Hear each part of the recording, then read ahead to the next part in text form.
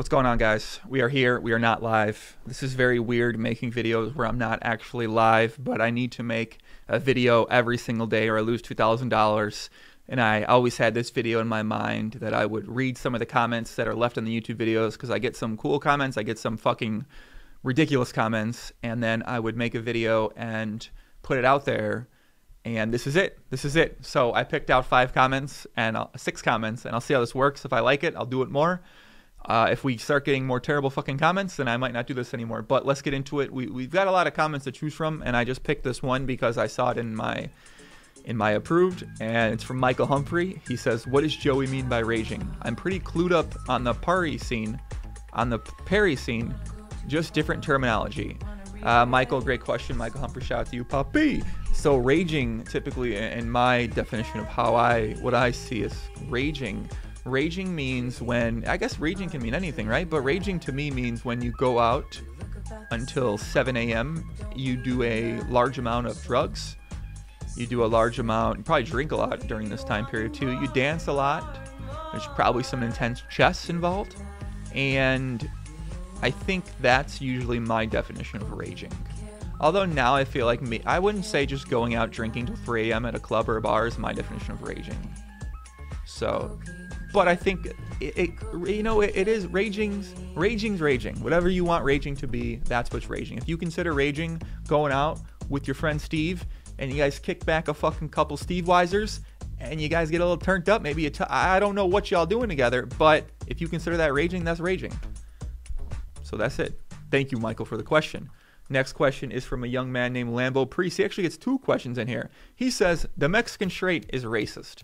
Now, Lambo, I gotta be honest with you. I might think that too, had I not known where the origin of the Mexican straight comes from, Lambo. Now, the origin of the Mexican straight comes out from when I played some live poker out in San Diego with a young man named Alberto Rodriguez.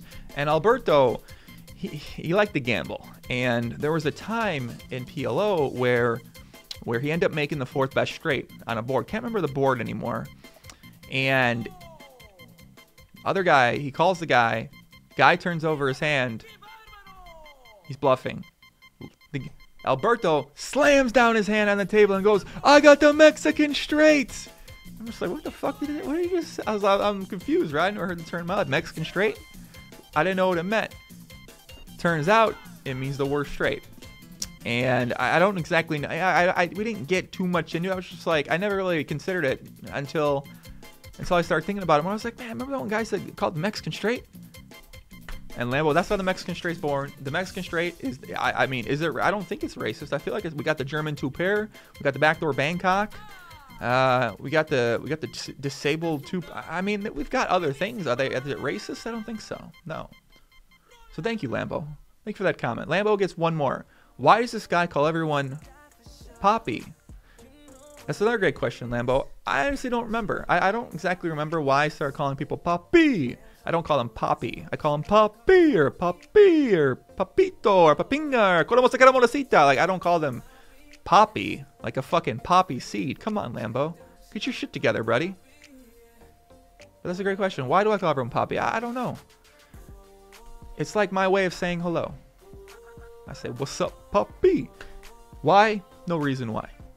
No reason why. Thank you, Lambo, for those comments. I'm glad you contributed to answering comments part 1. Next comment's from Galaxy Cop. "Joey, I hope you read this. I hear you talk about your audience retention / video length dilemma. Here's what you can do, and it will generate more views, ad revenue. And I'll explain how. Do your full-length podcast as normal. Take note of key bullet point topics that you and your guests discuss. Take those bullet points and cut them out and re-upload them individually. Example, Chris Moneymaker on PokerStars rake increase. Olivier Bousquet on recent MMA match. And so on. Just a 3 to 4 minute little long topic videos. And as long as you can see the title is clickbaity, etc, etc. As long as you can see. Then just have the full interview up as its own video with full interview in title, or whatever. Link it in the description. A little bite-sized topic videos, easy to digest and share across social media with the option of listening to the podcast in its entirety. I think you'll see an increase. Now, Galaxy Cop, I appreciate that. It's hard to take a guy with the screen in Galaxy Cop seriously, but I appreciate that comment, sir. I think you bring up a lot of good points, and also you bring up a lot of things that, you know, I really hate doing what everyone else does, and I feel like a lot of people just do this bullshit. They're so obsessed with they're so fucking obsessed with views. They're so fucking obsessed. Like, people only make content. They make things for views. They make things to make money. That's not the reason why I do things. It's just, I don't know. It isn't. I don't even want to start getting to that point where I'm chasing those things. I'm chasing atrophy. I'm chasing views. Like, you know, right now I make videos. I make podcasts. They're very long. Obviously, I'd like everyone to listen to them because I think they're great. I think there's a lot of value. I understand that the length is going to turn people off. You know what? For right now, I think I'm not really into the big clickbaity, and maybe I'll try it. I definitely think I want to try. I think it's a good idea. I think, as I said in your comment response to, I think that getting people to hear it. So let's assume they never click on a 2-hour video, but they click on a 5 or 4 or 10-minute clip. Well, then in that situation, maybe if they like that 5 or 10-minute clip or 2-minute clip, 3-minute clip, whatever, well, then they'll give the whole entire podcast a chance. And I think that's probably very true. And when I talk it out loud, I mean, it seems like I should be doing that. I guess it's like best of clips. You just take the best of moments, and I feel like there's a lot of great fucking moments in each podcast. Honestly, the Little Bit Bousquet podcast, we could cut out 115 things.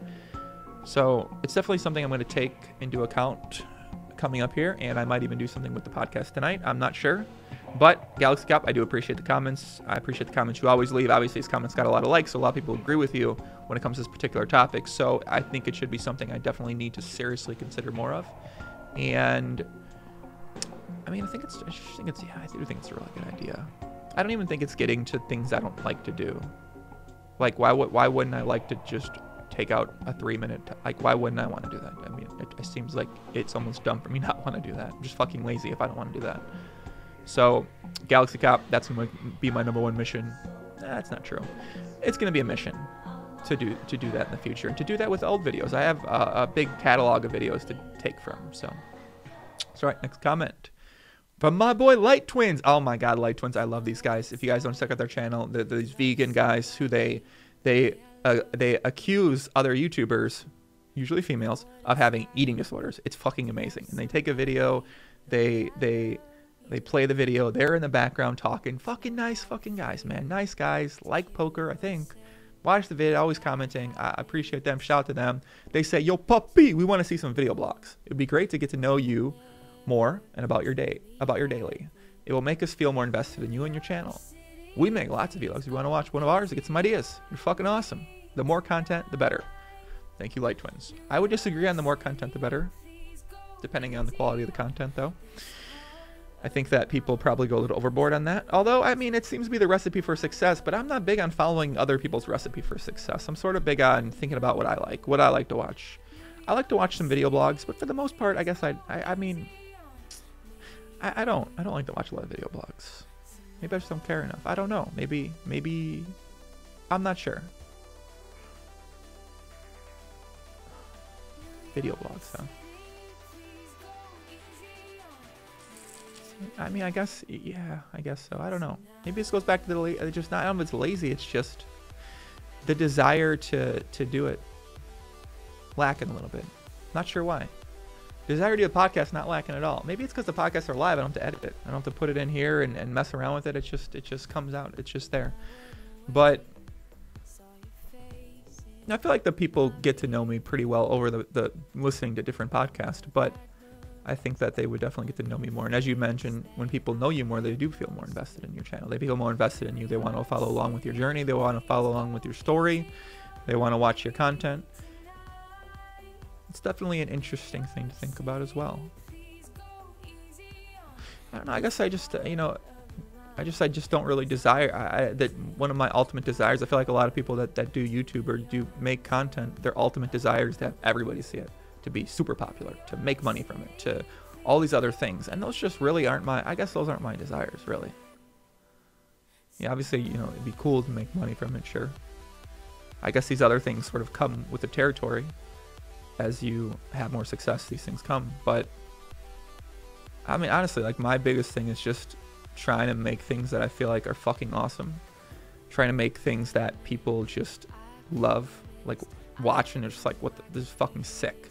Like, this is fucking awesome. Because I know as myself as a big poker fan, a fan of poker content, a fan of content in general, like I just like that's one of my favorite feelings, is watching something and just be like, this is so fucking sick. Like, this is awesome. Like, I just love this. Like, I want more of this. And that's been one of my goals, is just to try to make my stuff like that. And from feedback I get, I feel like I do a pretty good job of that for a certain subsection of people. Maybe some people just like it. I mean, people like it. Like, that's ultimately,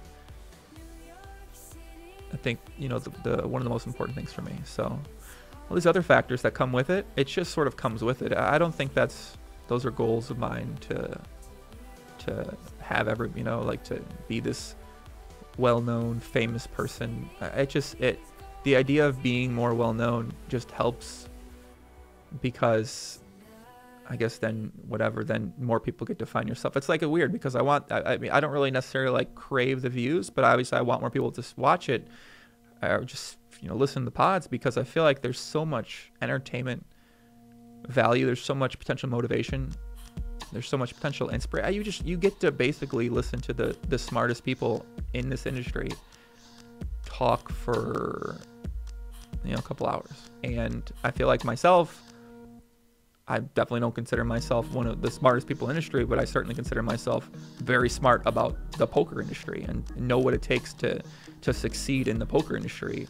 And as I'm getting older, I'm certainly learning how to develop qualities that'll help me succeed in many other industries. And yeah, I feel like it really helps to add to the value that people may get from the podcast. I'm sure you can kind of check the progression of the podcast over time. I feel like it's sort of changed a little bit. So I don't know where I'm going with that. But thanks for the comment, Light Twins. Much love. Make sure you guys check out their channels.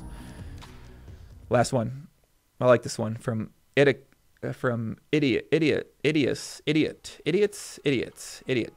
Swan was a delight. The sound quality was pretty poor. It's the first time I heard something with Joe, and I must say, without the intention of hurting his feelings, that his flow and vibe is pretty weird. He has to work on better interview management and definitely has to work on stuttering. It's really hard to listen to. Sorry, dude. And guy like is Scottish, not Irish. Idiot, thank you for the comment. I appreciate that. The Swan quality was poor because I believe it was poor on Swan's end. I guess I can't really have control. Maybe I actually haven't. I mean, I haven't watched too much. Maybe the sound quality is poor on my end. I just don't know what I'm talking about. But I feel like during the podcast, the sound quality was poor on her end. If it was poor on my end, it's because of some fucking lag. It happens. In terms of me being weird, I'm a weird motherfucker. In terms of my flow and vibe being weird, obviously a very subjective thing, but I could see it. He has to work on better interview management. Listen, bro, you got to send me some fucking receipts of things. Like, what makes you the expert on interview? Like, what are you even talking about? What makes you this, and I don't even give a fuck who you are on. I mean, I don't give a fuck what your credentials are. I mean, there's different styles in a conversation. It's not an interview. So I'm having conversations. You're basically saying I need to work on conversations. I mean, I feel like I'm pretty goddamn good at conversations. I feel like I'm good at listening. I'm good at asking questions. I'm good at getting people to open up. And stuttering? I don't know, man. First person every time I ask stutters, so. But yeah, man, I'm a weird motherfucker. My flow, I'm weird, man. I can't listen. I'm weird. That's it. Thanks for the comment, my friend. Much love to you guys. Those are the comments. This week's comments. This is gonna be a new video series. I'm not sure. We'll see. We'll see how it goes. But I appreciate the comments. Leave them in the comments. And next time I'm gonna answer Facebook questions or Facebook posts in the Facebook group, because we get a lot of fun comments in there. So much love. Adios, guys. Peace out. Thanks for watching. Check out the site, onepokerlife.com. I'm about to write some random thoughts. One of my random thoughts is, I'll leave it with this. It's about Japanese porn. And you guys watch a lot of Japanese porn. I know we got a lot of fucking porn lovers in the chat, in the podcast group, fans of the podcast. Why are the Japanese girls always look like they're in so much pain? Like, why do they make those noises? Like, why are the guys like so old and weird? Why are they grabbing them like what the fuck are they doing? Well, like, is that what like Japanese people like? They want to watch girls just like cry, like getting fondled by like 6 weird old guys. I don't think you're weird. And I'm not even saying I don't like it. I'm just saying, like, why is that it? Why did they do it like that? just doesn't make sense. Why is it censored? I got so many questions. I need to meet someone in the industry. I just got to either meet a Japanese porn star, Japanese porn, female or male, a producer, or somebody in Japanese. Honestly, someone's got to explain this to me. So that's it. I'm out. Peace out. Much love.